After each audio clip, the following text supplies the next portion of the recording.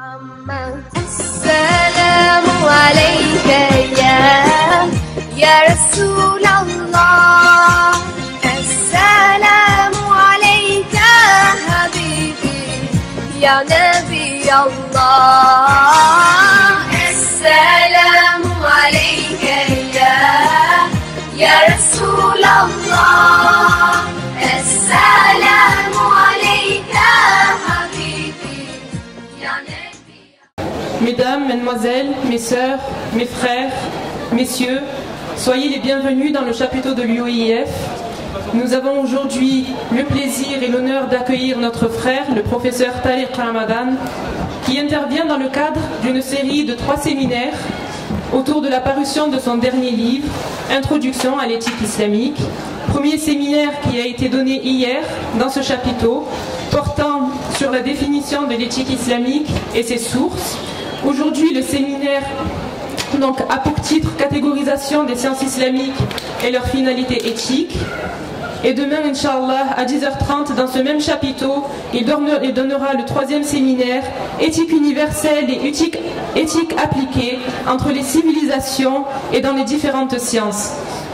Nous vous invitons à profiter de ces rappels, profiter de sa réflexion et partager après, Inch'Allah. Sans plus tarder, je vous laisse en sa présence, sans oublier que pour laisser en vous sa pensée mûrir, nul besoin de l'applaudir.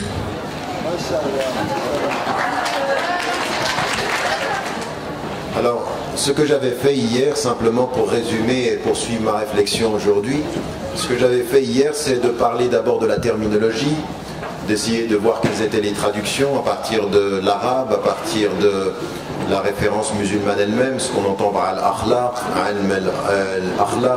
et comment les sources avaient été questionnées. Puis ensuite, nous avons parlé des sciences qui s'en sont occupées, les 3 sciences fondatrices et fondamentales qui vont d'abord questionner ou se questionner sur la question de l'éthique. C'est, dans un premier temps, nous avons parlé du fiqh, du droit et de la jurisprudence. Nous avons parlé également de ilm al-kalam et de al-falsafa, c'est-à-dire la philosophie et la science de la parole, mais qui est liée à des théologiens philosophes et des philosophes théologiens. Et puis le dernier élément, c'est tasawwuf, c'est-à-dire le soufisme, la mystique musulmane. Et donc il va y avoir dans notre histoire une catégorisation des sciences, et cette catégorisation des sciences, il faut en comprendre le sens et se rendre compte comment chacune de ces sciences va aborder la question de l'éthique. Je vous avais dit également, lorsque nous nous étions quittés hier, que finalement on s'aperçoit que le fiqh va se poser la question du moyen, c'est-à-dire comment traduire par la règle ce qui est la norme morale, que les philosophes théologiens et théologiens philosophes min ilm al-kalam vont se poser la question des sources. Est-ce que c'est le Coran, est-ce que c'est la Sunna, est-ce que c'est la raison, et que les mystiques, les soufis, eux vont se questionner sur les finalités, le pourquoi, l'objectif. Donc source, moyen et finalité. Et donc ce que je vais faire avec vous aujourd'hui en 2 temps, c'est de poser la question de la catégorisation de ces sciences, c'est-à-dire qu'est-ce que chacune des sciences va développer sur le plan éthique, se poser la question aussi des finalités, et de se rendre compte de est-ce qu'il y a moyen en fait aujourd'hui, au-delà de la catégorisation de ces sciences, quand vous entrez dans une université islamique, quand vous allez à Al-Azhar, quand vous allez en Arabie Saoudite, dans l'une des 2 universités de référence, ou quand vous allez dans le monde majoritairement musulman et que vous allez dans les institutions, voire même quand vous êtes ici dans une institution islamique, vous vous rendez compte qu'on suit assez traditionnellement la catégorisation des sciences. On a des sciences sur usul al-fiqh, sur si on a des cours sur la mystique, ça existe, mais souvent on ne le fait pas. On a ulum al-Qur'an, ulum al-Hadith, on a des sciences qui sont là. Dans le livre, ce que je présente, je ne sais plus à quelle page, mais à un moment donné, j'ai fait un tableau de l'ensemble de la géographie des sciences islamiques, c'est-à-dire à partir du Qur'an, wa Sunnah, Sharia, ulum al-Qur'an, ulum al-Hadith, usul al-fiqh, al-fiqh, ilm al-akhlaq, ilm al-tasawwuf, tout ça c'est catégorisé d'une certaine façon pour qu'on ait une idée de la géographie. C'est important qu'on ait une idée de la géographie, comment ça se constitue. Et le problème que nous avons aujourd'hui, c'est que nous avons hérité historiquement de sciences qui ont été produites à des moments de l'histoire où il y avait des besoins. Quand Shafi'i, à la suite de Ja'far al-Sadiq, revient, parce que c'était son professeur, et vous savez que Ja'far al-Sadiq a cette caractéristique tout à fait particulière d'être reconnu par la tradition sunnite et la tradition chiite. Il était le maître à penser, il est un des imams chiites et un des enseignants sunnites. Et ça amènerait, rien qu'en connaissant cet élément-là, à remettre en cause ce que certains essayent de nous dire chez les sunnites, c'est que les chiites ne sont pas musulmans et qu'il faut les rejeter. Autant on peut avoir des désaccords sur les fondamentaux, autant on peut avoir des accords même sur le plan politique. À un moment donné, il ne faut pas que ces désaccords aillent à l'encontre des fondamentaux qui nous unissent. Et donc là, il faut faire très attention à nos jugements. Donc les chiites, dans leur très grande majorité, en suivant la ligne, même de ce qu'on vous dit sur le Yémen, hein, quand on vous dit les Haïdites sont chiites et tout ceci, c'est une imposture même sur le plan de leur référence scolaire, puisque scolaire au sens scolastique, parce qu'en fait ils sont extrêmement proches, et c'est reconnu historiquement, des sunnites. En fait, les Haïdites ont été considérés par les savants comme la tradition chiite la plus proche du sunnisme, au point que même certains ont dit c'est la 5e école sunnite.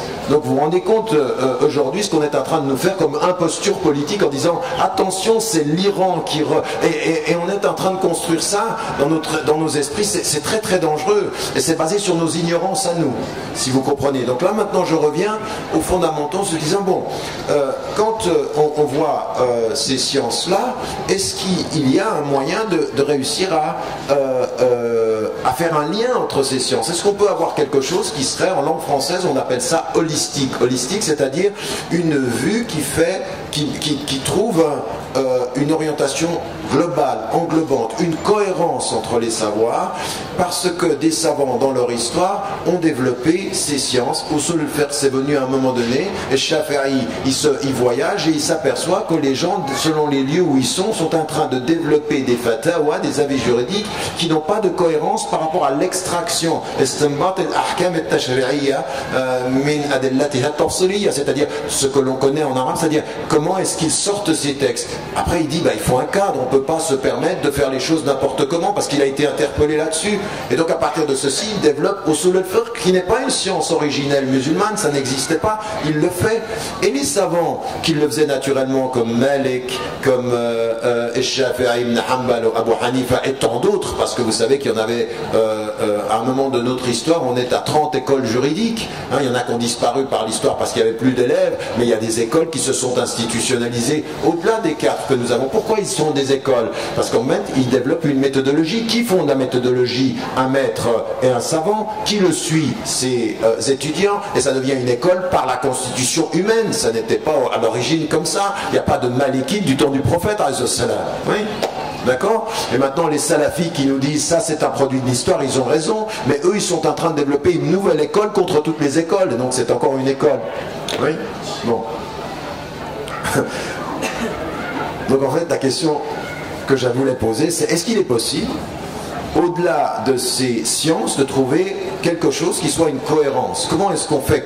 Pourquoi à un moment donné on s'aperçoit que ceux qui sont des juristes, des fuqaha, ils sont en train de même rejeter toute la dimension de la philosophie. Il faudrait qu'on n'ait pas de pensée théologique et philosophique, et on rejette le tasawwuf en disant c'est extérieur à l'islam. Est-ce que tout ceci historiquement est fondé?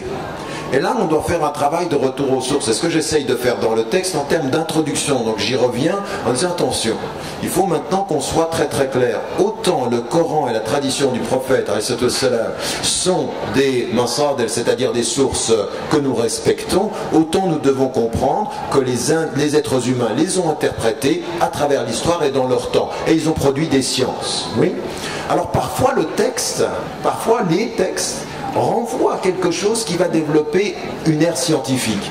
Par exemple, dans le hadith de Jibril alayhi salam, quand Jibril vient au prophète alayhi salam et qu'il lui pose des questions, là vous apercevez, il lui dit quoi? il lui dit informe-moi, donc c'est une question rhétorique, hein, c'est Jibril qui demande au prophète salam de dire, pour que les gens qui sont autour de lui l'entendent, qu'est-ce que c'est que l'islam. En fait, il va y avoir les 5 piliers de l'islam. Et ça va être quoi dans les sciences islamiques? Il va y avoir une science qui va être la science des ibadat, oui, et qui va être un des éléments, un des chapitres du fiqh. Et quand il dit iman, les 6 piliers de la foi, ça va être quelle science? Al-aqida, c'est-à-dire le credo. Et quand il va dire al-ihsan, les soufis disent ça c'est nous, c'est-à-dire c'est comment être sincère avec Dieu à tel point que la finalité de l'islam ou de l'iman c'est l'ihsan, c'est-à-dire c'est ça qu'on essaie. C'est quoi? C'est qu'en fait que tu adores Dieu comme si tu le voyais, car si tu ne le vois pas, lui il te voit. Et la finalité c'est l'excellence, et l'ihsan c'est à la fois l'excellence dans la sincérité, c'est-à-dire que tout ce que tu fais des ibadat ou des iman, c'est d'émédier comme si tu le voyais, qu'en fait toute ton intention elle soit pour lui. Et donc le texte lui-même a catégorisé des domaines que les savants vont prendre et ils vont constituer à partir du texte. Donc il y a parfois dans le texte la légitimation des sciences, oui, mais dans aucun texte vous avez quelque chose qui sera le fondement de Usul al-Fiqh. Ça c'est une construction d'un homme ou d'un courant à travers les hommes qui se dit attention, il faut maintenant qu'on se donne des cadres d'extraction. Vous me suivez là? C'est pas trop compliqué? Donc une fois qu'on a dit ceci, on se dit, bon, je ne vais pas prendre toutes les sciences aujourd'hui, mais je vais prendre les 3 qui s'occupent de l'éthique. Et là on va s'arrêter sur un des éléments importants, c'est le fiqh, la jurisprudence. Pourquoi? Parce que c'est la première science qui naît, c'est une science des moyens. Oui, c'est quand on va avoir des problèmes avec les moyens qu'on va se poser la question des sources. Oui, c'est la source se pose quand le moyen ne répond pas. D'accord? Si vous avez un outil et que vous n'arrivez pas à répondre à un problème que vous avez, je ne sais pas, vous êtes en train de réparer une voiture, les outils vous manquent, peut-être que vous dites, ah ben, si on m'a dit que tous les outils que j'avais devaient me permettre de réparer, c'est peut-être que j'ai pas compris le problème. Donc on vient aux sources. Oui? Donc historiquement, c'est ce qui s'est passé. On répond pratiquement aux questions, tout à coup on se dit, attention, là il y a un problème. Si on continue comme ça, on ne va pas répondre. Donc on s'est posé la question des sources. Oui? Et puis ensuite, on va se poser la question des buts. Donc le moyen pose la question des sources, et à partir des sources, on se pose la question des buts. Vous voyez historiquement comment ça se passe? Et donc ceux qui suivent le prophète al-Salam, ils le voient, et ils voient comment il réagit, comment il fait les choses. Donc ils suivent les moyens. Mais à un moment donné, ils se disent, attends, lui il utilisait les moyens parce qu'il comprenait les sources d'une certaine façon et qu'il avait un objectif particulier. Donc il faut qu'on reconsidère tout ça et on développe de nouvelles sciences. Oui, ça c'est humain, ça, c'est une histoire d'homme, oui, c'est une histoire d'homme au sens H majuscule, d'être humain et de femme. Même si dans notre histoire, on comprend mal et on comprend trop peu que les femmes étaient impliquées là-dedans. Comprenez bien que Aïcha radiyallahu anha n'est pas simplement une femme qui a rapporté des hadiths, elle a contesté l'interprétation de certains hommes.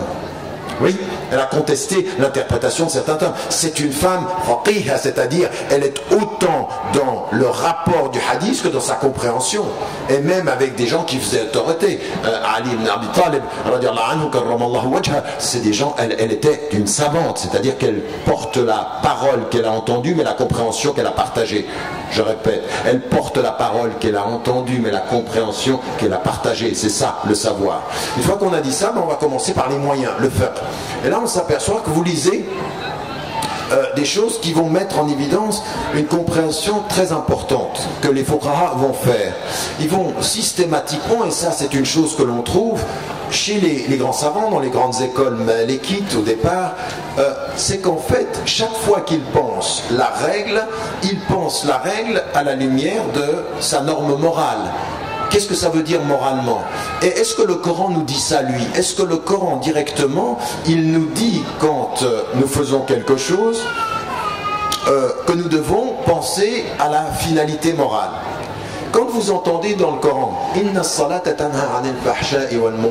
que la prière, elle est censée vous protéger de la perversité et de l'interdit, qu'est-ce que ça veut dire? Ça veut dire qu'en fait la règle de la prière a une fonction morale, de vous faire éviter la moralité. Donc en l'occurrence, ce qu'on comprend, c'est que les règles qui sont instituées pour la prière ont une fonction morale. C'est-à-dire qu'il faut toujours garder les deux. Il ne faut pas qu'on garde la règle et qu'on oublie l'objectif. C'est-à-dire pourquoi tu pries à ce point-là, à tel point que le prophète al-salam transforme les choses, dit, si ta prière ne te sert pas à aller à l'encontre de la perversité, ta prière, elle ne vaut plus rien. La même chose, il le dit pour le jeûne. Certains d'entre vous vont appliquer la règle, c'est-à-dire jeûner, ne pas boire et ne pas jeûner, mais ils ne gagneront de leur jeûne que ça, parce qu'en fait, l'intention qui est derrière, qui est celle de la purification du corps, ils ne l'ont pas. Ils respectent la forme et ils ont perdu le contenu. Vous avez compris? Donc les fuqaha, ils vont parler de ça. Ils vont effectivement parler de ceci. Et dans un des textes de Abu Hamid al-Ghazali, qui est un texte très très important de ce point de vue-là, c'est pas Ihya Ulumuddin, c'est Mizan al-Amal, c'est-à-dire comment juger de l'action. Ce qui va être très important, c'est l'apport éthique, moral, la perception de ce qu'elle est, de ce qu'est l'objectif de ce point de vue-là. Donc, ce qu'on doit comprendre, nous, de ce point de vue, c'est effectivement comment les fuqaha vont systématiquement lier au départ. Alors, ils lient tout le temps ceci dans cette perspective-là. Et moi, ce que je voulais mettre en évidence, parce que là, il y a une référence que je voulais pouvoir vous donner tout à l'heure.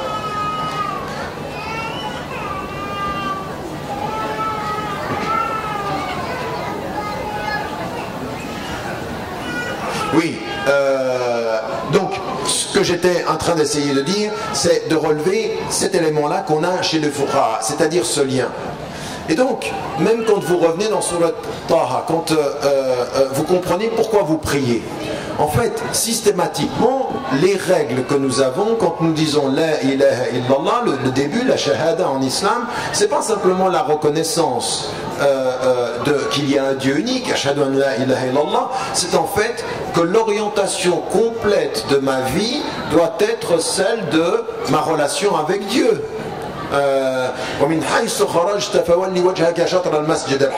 D'où que tu sortes, oriente ta face vers la Qibla. C'est ça qu'Allah il veut de vous, que vous vous tourniez et que votre face elle soit là. Mais non, c'est de où que tu sois, tourne ta face, ça veut dire où que tu vives, tourne ton cœur.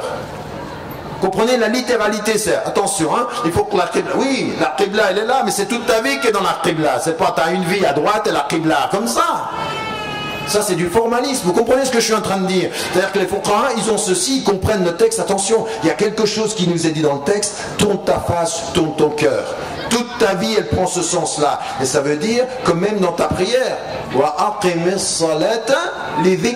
et ça c'est très important, c'est-à-dire, on prie, oui, mais ça a un sens de prier, c'est quoi? C'est que tu te souviennes de lui. Et vous savez bien qu'à un moment donné, vous priez, mais ce que vous êtes en train de faire, c'est les gestes. Le cœur est à l'ouest, la mémoire est au nord, et puis la conscience et l'attention, elle n'est pas là.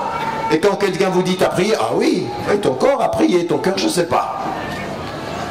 Et certains, quand ils m'entendent, ils se disent, bon, bah alors j'arrête de prier. Non, c'est le contraire. Faut mieux prier plutôt que prier n'importe comment. D'accord? Donc moi les prières TGV qui sont faites, non, attention, là il y a des choses qui sont vous savez ce que c'est qu'une prière TGV? C'est prendre le train et laisser son cœur à la gare. Donc non, ça va pas. À un moment donné, vous voyez bien qu'ici les fuqaha ont lié les deux choses. Et comme ils les ont liées, nous on doit comprendre que le grand problème que nous avons avec certains de nos frères aujourd'hui qui sont salafis littéralistes.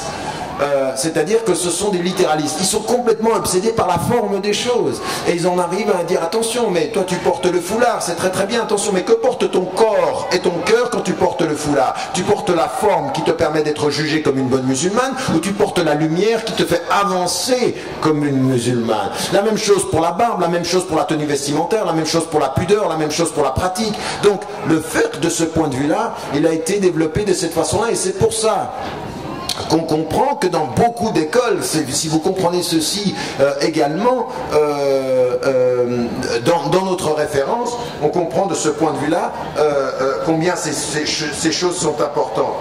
Et là, on a des savants qui se sont beaucoup référés à ça. Vous connaissez par exemple, comment est-ce qu'il s'appelle, l'Ahkam al-Sultaniya. L'Ahkam al-Sultaniya, qui a écrit l'Ahkam El-Mawardi, il écrit l'Ahkam al-Sultaniya. Mais à côté de ceci, il écrit un livre, Adab al-Dunya wa ad-Din.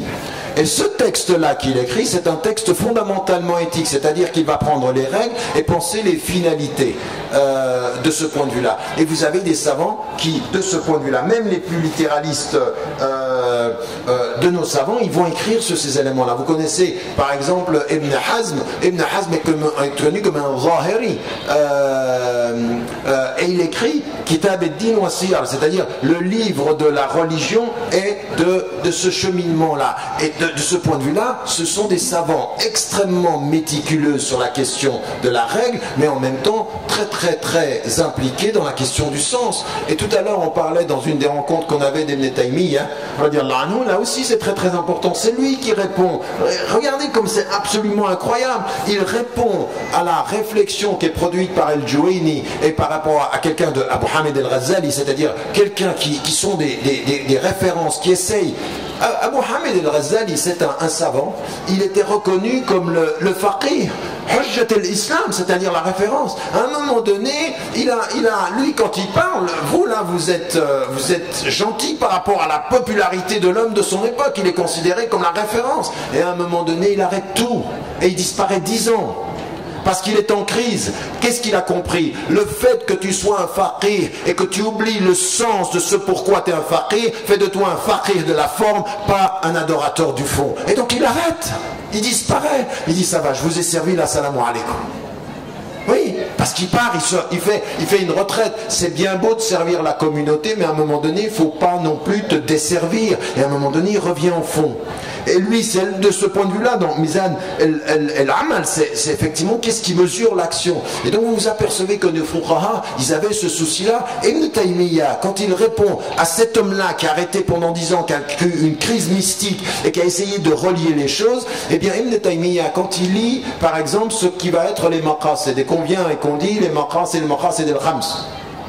Donc de ce point de vue-là, qu'est-ce que c'est? C'est ce qui a été développé par son maître, Imam al-Haramayn, c'est-à-dire El-Juwayni. Qu'est-ce qu'il dit lui? Il essaye de catégoriser comment on va sortir les textes. Il dit, il y a 5 principes fondateurs qui sont Id-Daruriyat, Maqasid al-Sharia, et qu'il faut respecter la protection de la religion, et Din, la protection de l'intellect, et l'Aql, la protection de la personne, et Nafs, la protection de la famille, et Nas, la famille d'un point, et la protection des biens, Amwal. Et puis El-Qarafi qui vient plus tard, lui il ajoute el-'ird, c'est-à-dire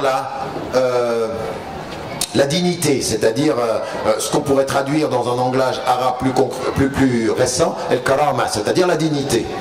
Eh bien, de ce point de vue, Ibn Taymiyyah qui vient lui au XIIIe siècle, il répond, il dit quelque chose qui manque là. Parmi les principes supérieurs de l'islam, parmi les daruriyat, il y a toute la dimension intérieure. Regardez, parce que ce qu'on ne sait pas de Ibn Taymiyyah, c'est qu'il est très strict sur les règles, mais c'est à quelqu'un qui participe de la tradition soufie Qadiriyya.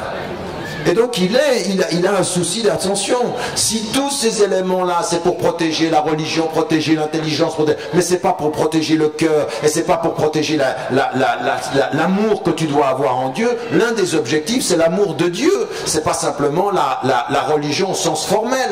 Donc vous voyez bien qu'il a ce souci-là. Donc les savants de fiqh avaient ce souci-là. Malheureusement, avec le temps, la science est devenue une science de la régulation et non pas une science de la réconciliation. Je répète, une science de la régulation, non pas une science de la conciliation des ordres. C'est-à-dire l'objectif est la règle. Mais la règle, parfois, sont l'objectif. Et donc, on s'est mis en évidence là-dessus. Il y a aussi dans cette science quelque chose qui lie toujours l'éthique.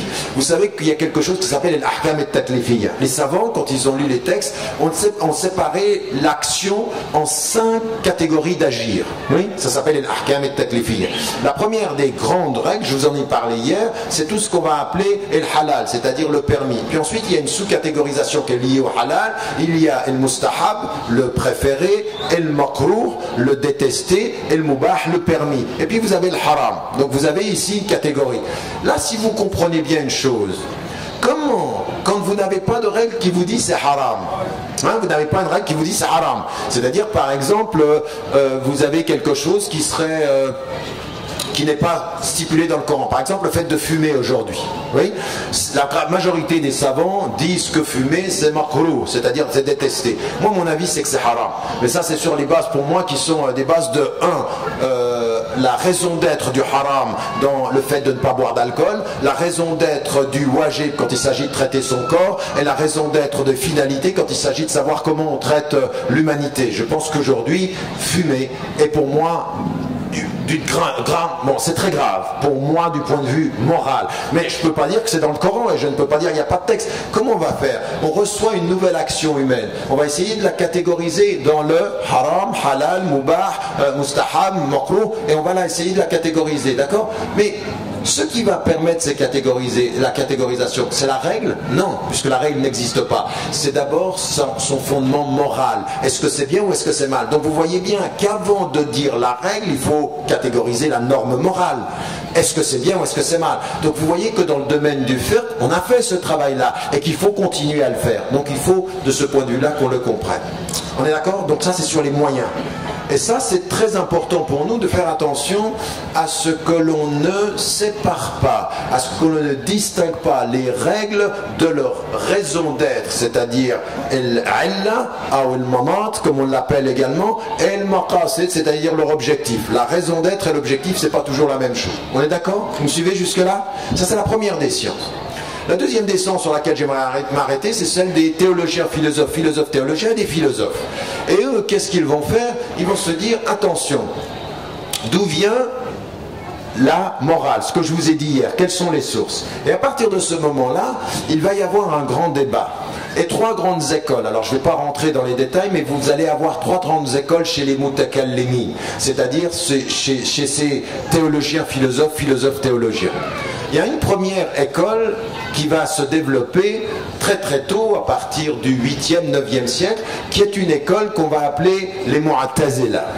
Et les Mu'tazila vont mettre en évidence le fait que, en fait, oui, le Coran et la tradition du prophète alayhi salam sont des sources. Et attention, contrairement à ce que nous disent certains Mu'tazila ou ce qu'on appelle des néo-Mu'tazila, ils nous disent ça veut dire que le Coran n'est pas la parole divine. C'est pas vrai. Les Mu'tazila au départ pensent que la parole est divine, mais ils ne pensent pas que la parole est incréée à l'image de Dieu, sinon on pense que ce serait non pas un seul Dieu, mais le double de Dieu. Raison pour laquelle ils s'appellent eux-mêmes Ahl al-Tawhid wal-Adl, c'est-à-dire les gens du Tawhid, il n'y a qu'un seul Dieu, c'est le seul être incréé, tout le reste est créé, même sa parole. Vous voyez, les Ash'ari qui vont leur répondre vont dire non, c'est aussi incréé. Donc vous voyez que là on est dans la question du créé et de l'incréé, non pas de savoir si le Coran est la parole de Dieu. Les Mu'tazila au départ pensent que la parole, c'est la parole de Dieu créée, mais c'est la parole de Dieu. C'est pas la parole d'un homme qui aurait... Vous voyez, c'est très important parce que les néo-Mu'tazila,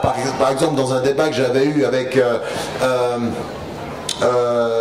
Nasr Abu Zayd, rahimahullah, on n'était pas d'accord là-dessus, il se présentait comme un néo-Mu'tazila, mais pour lui le problème c'est que le Coran c'est pas la parole de Dieu, c'est une parole qu'il faut traiter comme n'importe quelle autre parole. Je veux dire non, les Mu'tazila n'ont pas dit ce que vous avez dit, c'est une réinterprétation historique que vous faites et qui est dangereuse. Eux ils pensaient c'est la parole de Dieu mais créée. D'accord? Et donc, Ibn Hanbal, lui, il est de l'opinion que c'était incréé. Il va être mis en prison pour ça. D'ailleurs, tous les grands savants que vous suivez, il faut simplement savoir quelque chose aussi. Pratiquement tous les grands savants que vous suivez, que vous respectez dans votre histoire aujourd'hui, ont tous pratiquement passé par la prison des pouvoirs de l'époque.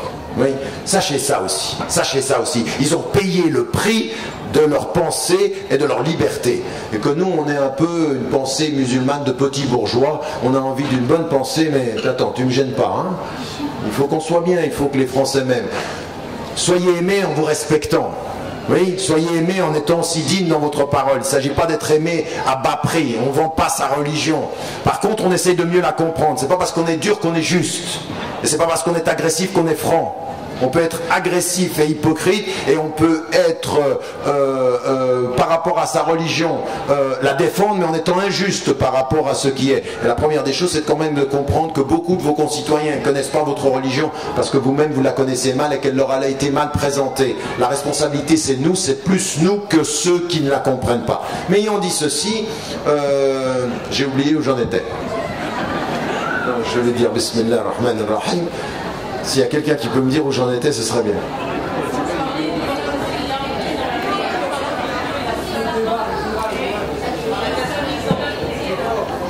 Ah, vous m'avez plus perdu que ramené là. Merci d'avoir essayé. Bon, je reprends à peu près je vois.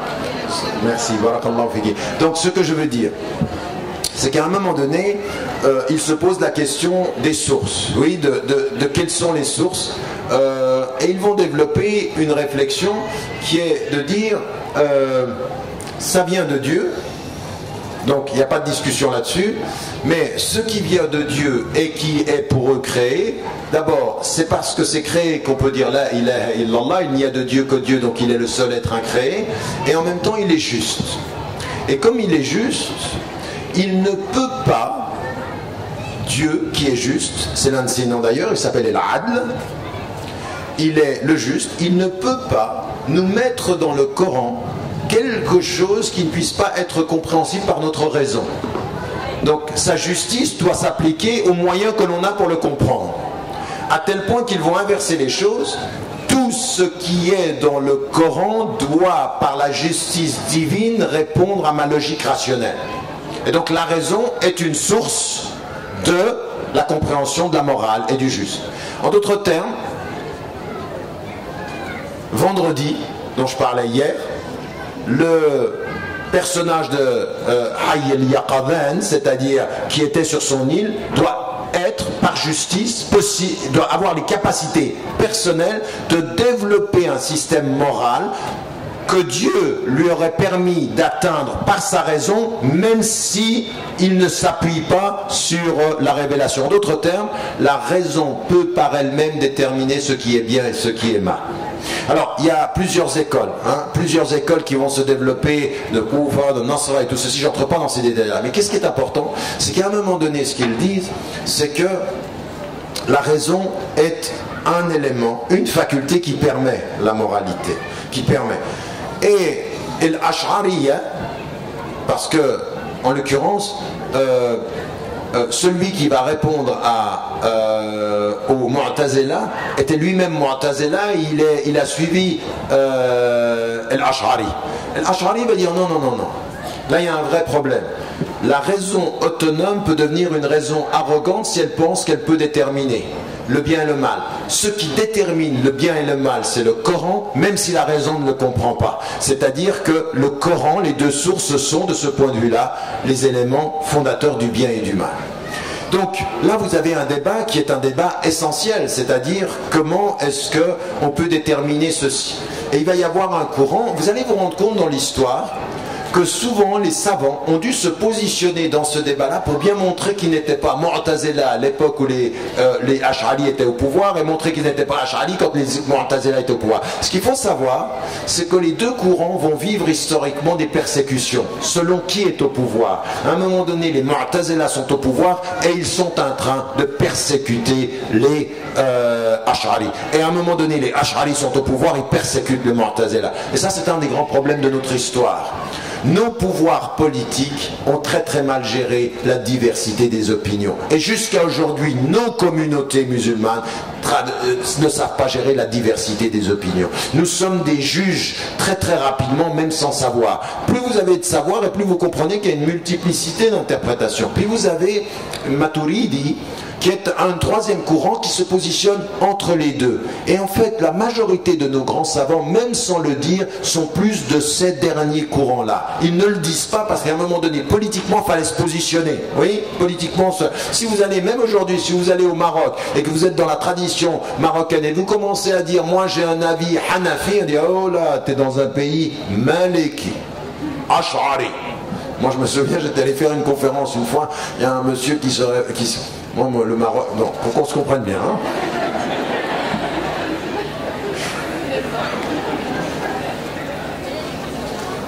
Le Maroc, c'est mon pays d'adoption. Et bientôt l'Algérie, Inch'Allah, quand je pourrai y aller. Parce que votre ministre, à l'époque, a considéré que j'étais pas une personne bien vue là-bas. Enfin bref, l'Algérie a ses raisons, que la raison révolutionnera. Mais... ce que je voulais dire, c'est qu'au Maroc, quelqu'un se lève et me dit non, mais la vie que tu dis là, c'est pas nous. Ici, on est en terre Maliki Ash'ari. Tu discutes d'autre chose, t'es pas avec nous. Attendez, bon, déjà, déjà, c'était une pensée très très réduite, mais ce qu'il faut comprendre, c'est que jusqu'à aujourd'hui aussi, on a des cadres, d'accord? Quand vous n'allez pas vous présenter dans un débat savant au Maroc, vous devez comprendre ces cadres-là. Vous faites évoluer parfois les pensées en comprenant le cadre de référence, non pas en le niant. Ça ne sert à rien de le nier. Il faut le prendre en compte et essayer de faire évoluer les choses à des moments donnés. Même si parfois, des fois, il faut bousculer les choses en osant affronter un certain nombre d'opinions. Moi, c'est ce que je pense aussi. Les deux stratégies sont bonnes. À des moments donnés, il faut savoir avancer lentement, et à des moments donnés, il faut savoir bousculer violemment. Enfin bref, ça c'est ma tournure révolutionnaire. Mais je pense que c'est vrai aussi. Mais ce que je veux dire par là, c'est que vous apercevez que dans l'histoire, tout ceci a conditionné. Et il y avait un courant des Maturidi qui dit attention, les deux sont justes. C'est-à-dire qu'il y a le texte qui nous dit les choses, mais la raison, elle dit les choses. Et en fait, Abu Hamid al-Ghazali, lui, se présente comme un Ash'ari, mais quand vous le lisez, vous comprenez qu'il est plutôt Maturidi. Dans ce qu'il dit, par exemple, sur la raison, il dit que Risalatu wahyun khariji, c'est-à-dire que dans toute sa réflexion sur le message coranique, c'est une révélation extérieure. Wal aqlu wahyun dakhili, c'est-à-dire ma raison, c'est une révélation intérieure. Donc en fait, il faut que je comprenne les deux lumières. La lumière de mon intelligence qui va trouver la lumière de la révélation. Donc je suis entre les deux. D'accord? Et donc ça veut dire que là, du point de vue des sources, qu'est-ce que posent les philosophes théologiens? C'est qu'on peut s'appuyer sur les deux. Le problème qui va se poser historiquement, c'est que dans l'évolution de la philosophie, on va avoir les phalasépha, les philosophes. Et eux, ils prennent leur majorité, comme je vous l'ai dit hier, leur source, c'est la pensée grecque et la logique grecque. Et là, c'est un problème. Vous savez, il y a une chose très très importante qui va être, pourquoi on aime très peu, pour ceux qui l'ont connu parler, les orientalistes. Beaucoup d'orientalistes qui ont très très bien, comme Henri Larousse, respectaient beaucoup Ibn Taymiyyah. Mais il y avait un problème avec Ibn Taymiyyah, c'est qu'il avait compris une chose, qu'avait compris aussi sur la fin Abu Hamid al-Ghazali quand il écrit Tahaffud al-Falasifa, c'est-à-dire le rejet des philosophes. Et puis Ibn Rushd va lui répondre, il va lui dire le rejet du rejet. Donc il va lui répondre, il y a un débat de ce point de vue-là. Mais pourquoi est-ce qu'à un moment donné, on comprend de façon très très spécifique Ibn Taymiyyah? C'est que Ibn Taymiyyah, il dit, nous avons à l'intérieur de nos références une logique à laquelle nous devons nous appuyer et ne pas prendre de logique extérieure. C'est-à-dire la logique de la pensée grecque n'est pas la logique de la pensée musulmane. Donc il veut lui une réconciliation. C'est en cela qu'il est un réformateur révolutionnaire. C'est-à-dire attention aux éléments exogènes.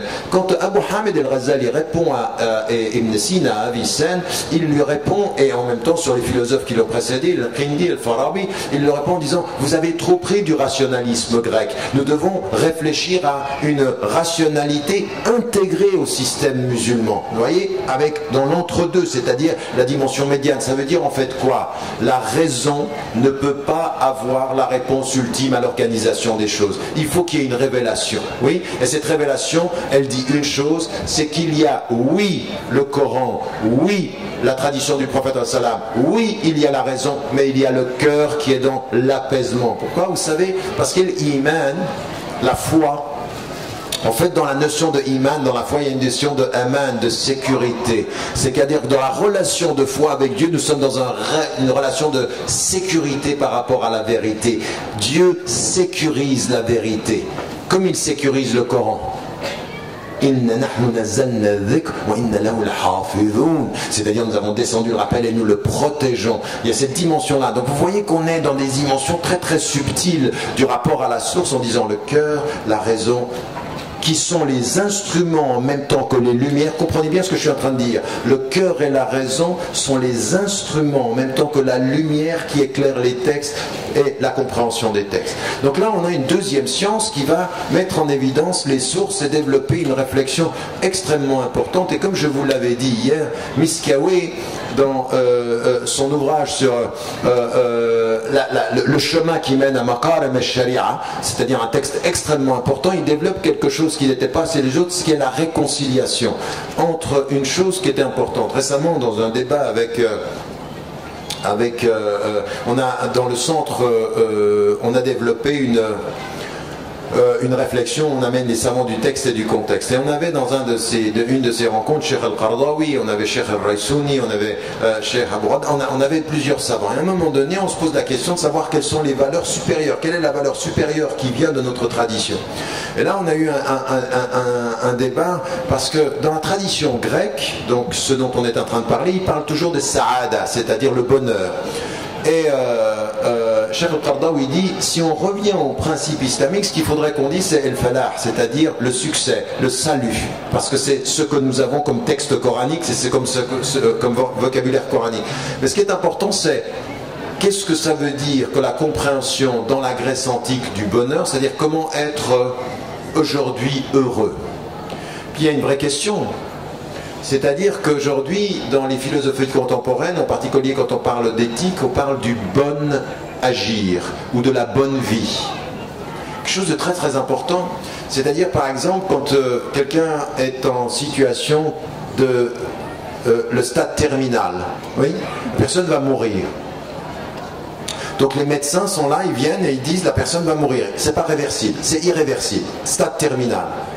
Qu'est-ce qu'on peut se poser comme question d'un point de vue musulman? Comment on accompagne la personne dans la souffrance? Comment on accompagne dans la spiritualité? Est-ce que la personne a le droit à ce moment-là de bien finir sa vie? Question de fond. Comment on finit sa vie? Oui, vous avez envie de rentrer chez vous, vous n'avez pas envie de rester à l'hôpital, vous n'avez pas envie d'acharnement thérapeutique, vous voyez des questions fondamentales. Mais ça va venir d'où ça? Quelles sont les références? Là, vous êtes obligé de travailler sur la réflexion sur les finalités. D'accord?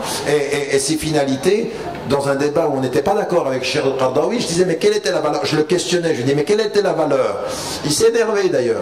Des fois il s'énerve avec moi, il y a eu quelques moments d'énervement comme ceci. Parce que à un moment donné, moi je pose des questions, je dis mais quelle est la valeur ultime?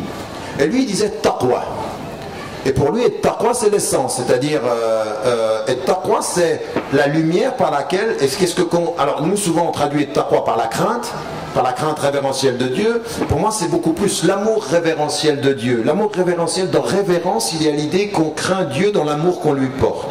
Pas la crainte de peur, non c'est pas ça. On ne doit pas développer avec Allah la crainte du policier, non, la crainte de l'amoureux. Vous voyez la différence? Et taqwa c'est ça. Et je lui disais mais ça c'est pas une valeur.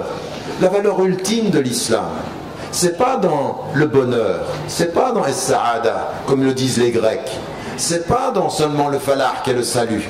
La valeur ultime que l'on doit avoir dans cette vie, par rapport à Dieu, par rapport à soi et dans l'au-delà, c'est es-salam, c'est la paix. Salamatin nafs. Allah subhanahu wa ta'ala, Dar es-salam, c'est l'un des noms du paradis. Lui-même, il est es-salam. Moi, ce que je cherche, c'est pas un bonheur qui me ferait oublier, c'est que je comprends que le bonheur ne peut être que la conséquence de la paix intérieure. Oui, le bonheur pour moi c'est pas une finalité. Ce qui est une finalité, c'est comment je suis en paix intérieure. Et la paix intérieure, c'est comment Dieu me donne la paix, comment je m'approche de sa paix. On a rajouté des choses là-dessus. D'accord? Et puis qu'est-ce qu'il dit quand il arrive à Médine? Salam, silul arham, sallu nas niyam. Qu'est-ce qu'il dit à la fin? Tatrulul jannata bi salam. C'est tout salam. Salam, c'est ça. Et l'islam, c'est salam. Ouais, le micro en part.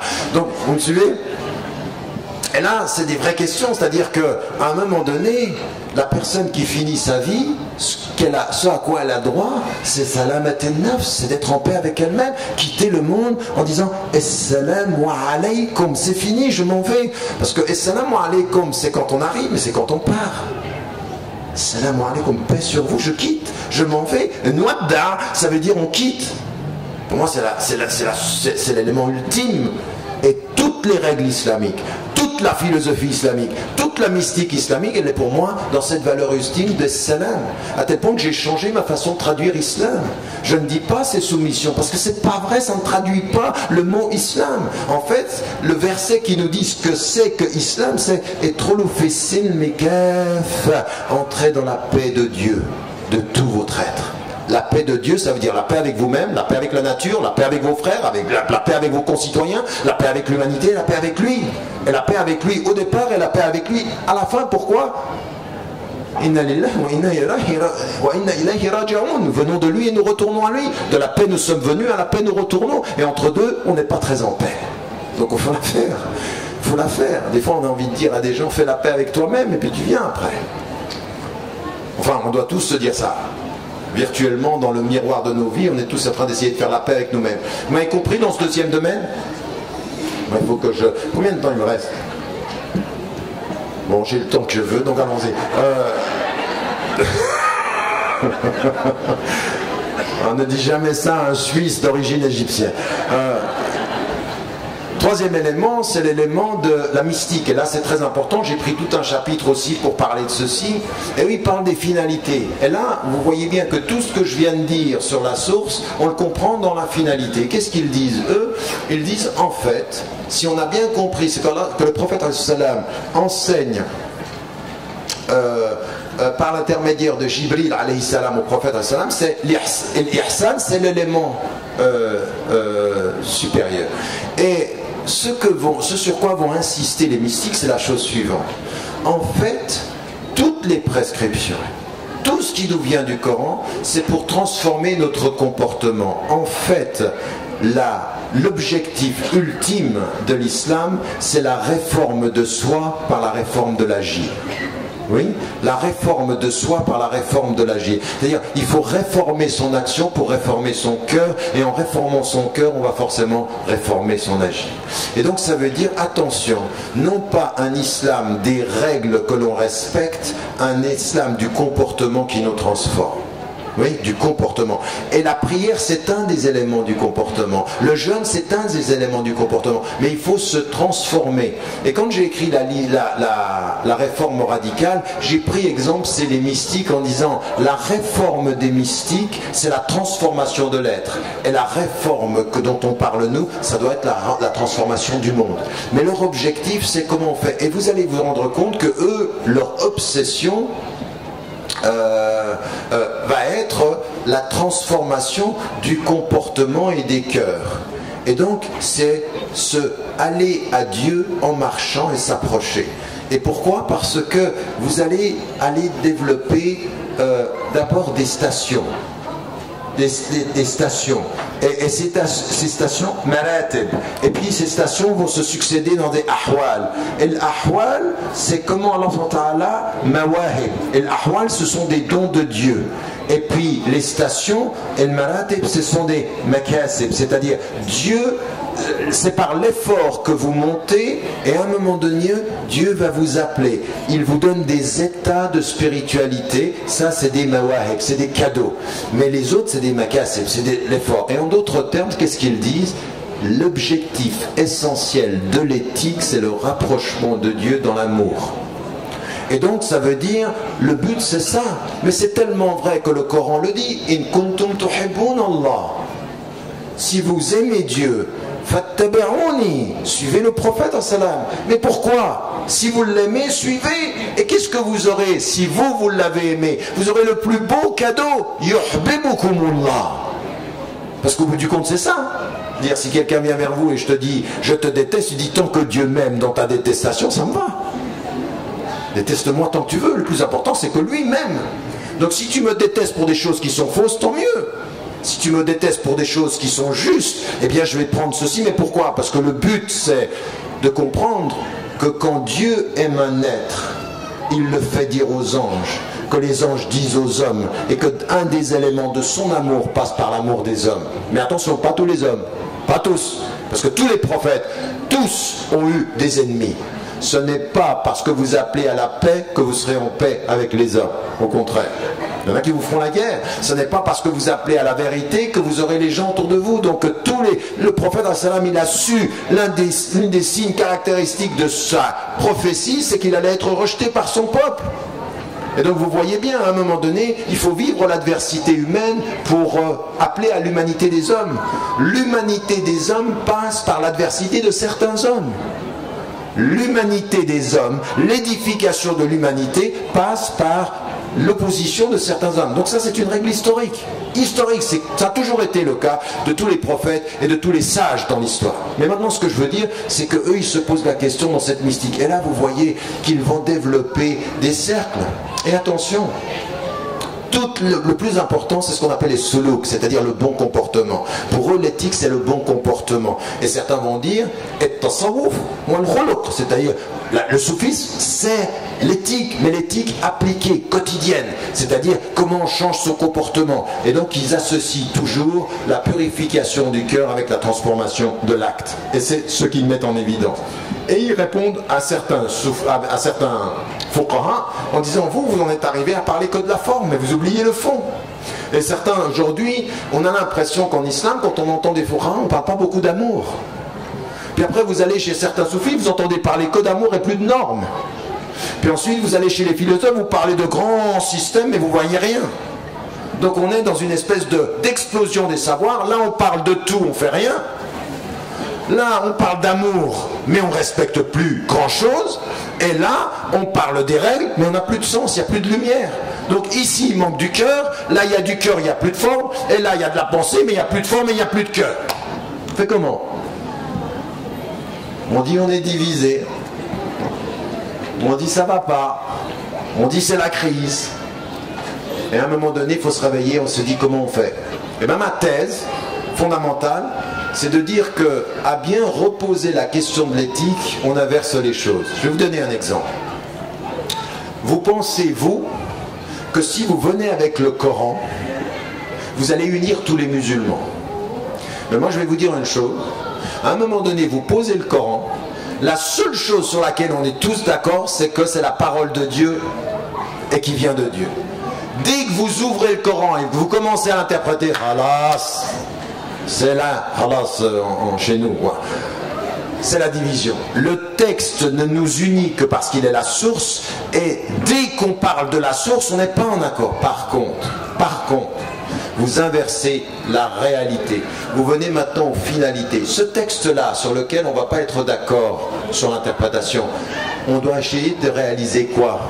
Est-ce que vous êtes d'accord qu'il doit faire de nous des gens de justice, des gens qui purifient leur cœur, des gens qui servent l'humanité? Est-ce que nous sommes d'accord sur les finalités éthiques du texte? Oui. Vous prenez n'importe quel juriste, là de tout ce que je viens de vous dire, dans tout ce que je viens de vous dire, au-delà de la caractérisation des sciences, est-ce que vous êtes d'accord avec moi, avec ce que j'ai dit à un moment donné? Si l'islam n'a pas pour but de nous donner des règles qui transforment notre être, il y a un problème. Vous êtes d'accord? Eh bien, vous allez vous apercevoir que chiite ou sunnite, malikite, hanafite, hanbalite ou shafi'ite, dans l'autre sens, pour le respect de la chronologie, quelle que soit l'école juridique, nous sommes d'accord sur une chose, c'est que toutes ces règles-là, elles sont destinées à faire de nous des êtres humains qui l'aimions davantage, qui respections davantage ces règles et qui travaillons pour la justice, pour la dignité, pour la liberté. Oui ou non? Est-ce que là, quelles que soient nos écoles, nous ne sommes pas d'accord sur les buts? Est-ce que nous ne sommes pas d'accord sur le but que éthiquement, moralement, ce que tout ce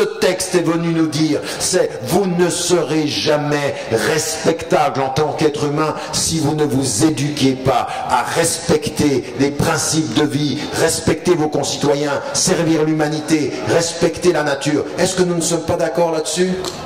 Eh oui. Et en fait, l'éthique, c'est la finalité par laquelle on peut essayer de remonter pour unir les sciences, pour les faire se parler. Ne pas essayer de les faire se parler à partir du Coran parce qu'il y a plusieurs interprétations, mais sur les finalités essentielles. Et en fait, les finalités essentielles, vous allez vous apercevoir qu'elles sont non seulement islamiques, mais qu'elles sont universelles. Quand vous entendez Allah nous dire nous avons donné la dignité, alors moi je vais prendre la finalité, je vais remonter. Je veux un fiqh qui respecte la dignité humaine. C'est-à-dire que toute légalisation d'une attitude inhumaine ne peut pas être islamique. Raison pour laquelle, au nom de la finalité, s'il y en a un musulman qui vient vers moi et qui vient me dire que la torture est acceptable, je lui dis au nom des finalités, c'est non. Un musulman qui vient vers moi et me dire qu'un arabe vaut mieux qu'un noir ou un noir moins qu'un blanc, c'est non. Un qui réussisse à me dire qu'il est normal d'être antisémite, c'est non. Au nom de quoi? Des finalités sur lesquelles nous sommes d'accord, que l'islam a dit et a répété. Ça veut dire quelle que soit la couleur, quel que soit le genre, quelle que soit la religion, quelle que soit l'origine, ça ne se discute pas. Vous me suivez? Je passe par l'autre bout pour revenir en disant là on va être d'accord ou pas? Mais moi, qu'on vienne vers moi et qu'on vienne maintenant aujourd'hui dans les États du Golfe respecter aucune des principes de l'islam en nous disant on peut utiliser les Asiatiques qui viennent travailler, ceux qui viennent de Thaïlande, ceux qui viennent de Philippines, ceux qui viennent de Népal, et qu'on constitue un nouvel esclavage au nom des finalités, c'est non. Et n'importe quel cheikh, moufti, qu'il soit séoudien ou n'importe lequel qui justifierait ceci, ferait un islam de la forme légale, pas un islam des principes éternels qui sont les nôtres. Je vais passer par l'autre, mais je ne suis pas d'accord. Je vais dire, attends, t'es moufti, mais t'es que moufti. T'es que moufti, t'es qu'un être humain. Il y a des principes qui dépassent ta légitimité et la légitimité que tu donnes à des pouvoirs de faire n'importe quoi. Parce que vous avez des savants aujourd'hui qui justifient ça. Qui justifient ça. En disant, mais oui, il y a des textes en islam qui sont, quand on possède quelqu'un, on a le droit, c'est comme un esclave. Non.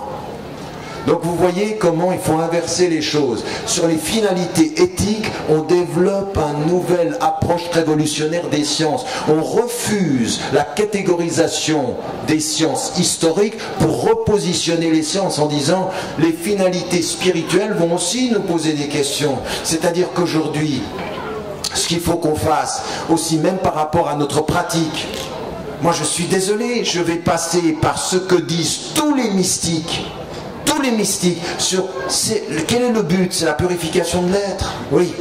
Et là je reviens devant tous les musulmans, je vais dire écoutez, dans quelques semaines c'est le mois du Ramadan. Le mois du Ramadan il est destiné à quoi?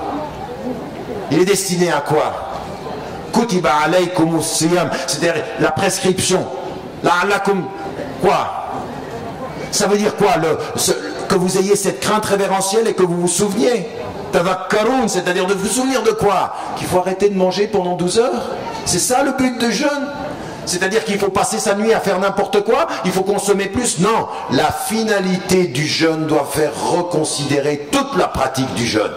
Toute la pratique du jeûne, on doit la reconsidérer, c'est-à-dire que c'est un moment de spiritualité, c'est un moment de purification du cœur. Qui jeûne avec le corps et ne purifie pas son cœur avec Dieu, fait la suivi de la forme et non pas la compréhension du fond. Et donc ça veut dire, je suis désolé, vous ne respectez pas l'islam si à la fin de la journée du Ramadan, sur votre table, il y a plus que ce que vous pouvez manger. Qu'au lieu d'avoir plus que ce que vous pouvez manger, mangez ce que vous pouvez manger et donnez le reste aux pauvres à côté de vous. Qu'ils soient d'ailleurs musulmans ou pas. Vous feriez un grand bien à la France pendant le mois du Ramadan de manger juste ce qu'il vous faut et de donner tout ce qui ne vous est pas nécessaire. Donnez aux gens, donnez aux pauvres, donnez aux gens de la rue. Montrez qui vous êtes. Montrez ce que c'est que la conscience du jeûneur. La conscience du jeûneur, c'est la plus grande résistance à la société de consommation. Si et seulement si on a compris les finalités et non pas simplement les règles. Oui, la même chose pour les animaux, la même chose pour tout le reste, la même chose sur notre façon de se vêtir. Comprenez que c'est par la finalité qu'on développe une réconciliation des savoirs. Et en même temps, même de la philosophie. Même de la philosophie, pourquoi? Parce que tout ce que je vous dis, ça amène à quoi? À questionner quel est le sens, comment je fais avec ma raison. Aujourd'hui, on a, et c'est ce dont je parlerai demain matin, on a plein de sciences, il faut commencer à réfléchir comment j'applique ça dans ces sciences. Demain on va parler par exemple de la médecine. Il y a des gens qui sont, des médecins parfois sont victimes de systèmes économiques qui les remettent dans des situations dans lesquelles ils ne peuvent pas prendre de réponse des finalités humaines parce que la pression économique est telle qu'il vaut mieux épargner de l'argent que de respecter les dignités. Des choses absolument abominables. Des choses qui ne sont pas acceptables. Donc c'est vrai dans notre façon même, et même nous dans nos cultures. Attendez, on est dans les cultures asiatiques ou dans les cultures arabes, on a une situation par rapport à la maladie qui ne respecte pas la dignité et le droit de chacun. Attendez, si je suis malade, devant Dieu et devant ma conscience, j'ai le droit de le savoir. Vous arrivez, c'est ce que je disais, un jour j'étais au Maroc sur la question du cancer, et j'ai pu parler aussi à des Turcs sur des questions, même sur la question du sida à l'île Maurice. Et des personnes, elles sont malades. Et la personne, elle est malade du sida. Je ne sais pas si vous avez vu le film en Égypte sur la question du sida, où une femme, elle va être atteinte du sida parce qu'en fait son mari va avoir le sida en prison. Donc il était marié à quelqu'un qui va être en prison. Il a le sida, quand il sort, il lui transmet le sida. Et elle doit trouver de l'argent pour son opération. C'est une histoire vraie qui a été faite en film. Et le médecin, le type de la télévision qui veut l'aider à avoir de l'argent, il dit à une seule condition, c'est que vous dites comment vous l'avez eu. Elle dit non. Moi je vais me présenter comme une femme malade, mais ça n'est pas à vous de savoir pourquoi j'ai été malade. Depuis quand je suis malade, vous avez le droit d'être le juge des causes? Depuis quand vous faites du sida la maladie des intellectuels? Ça n'est pas votre travail. Vous devez résoudre la maladie, mais vous ne devez pas juger de comment je l'ai eu. En plus, elle dit ça dans une position de force, parce qu'elle n'a rien fait de mal. Mais c'est très fort ça. Elle dit, ça n'est pas à vous d'être mes juges. Et si je l'avais eu parce que j'étais homosexuel, même si je suis malade et homosexuel, votre devoir c'est de me soigner, c'est pas de me juger. Depuis quand est-ce que... Parce qu'il se peut que Dieu m'ait fait avoir cette maladie pour me purifier de mon passé. Vous êtes le juge de mon passé. Dieu est l'ami de mon présent. Et si vous êtes juste avec votre fonction, vous me guérissez et vous ne me demandez pas la cause. Elle est morte cette femme. Tout ce que je viens de dire là sur la fin, ça sera les cas pratiques de demain sur l'éthique universelle et l'éthique appliquée. Vous avez compris comment la catégorisation est historique, elle vient d'un processus historique, et comment nous aujourd'hui, à continuer à séparer, nous perdons le sens, nous perdons la lumière, nous perdons l'origine, et qu'il faut réconcilier ceci par rapport aux finalités éthiques de notre comportement. C'est clair? Alhamdulillah, je crois que la parole est à vous. J'ai presque pris tout le temps là, non? Il n'y a plus de questions?